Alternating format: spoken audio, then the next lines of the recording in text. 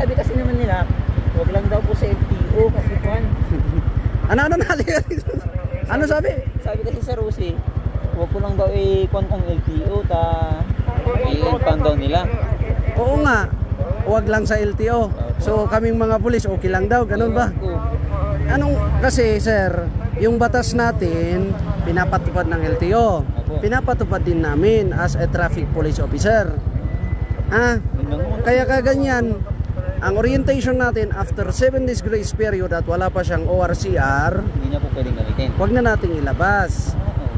Pag meron naman yung ORCR, pwede tayong magpagawa ng temporary plate kasi suspended pa yung memorandum on the temporary plate. Kasi nagpapagawa ng temporary plate sa Rusi sir, for register para po sa LTO. Oo nga, kaya hintayin mo munang meron siyang ORCR bago ko po gamitin. Okay, yon.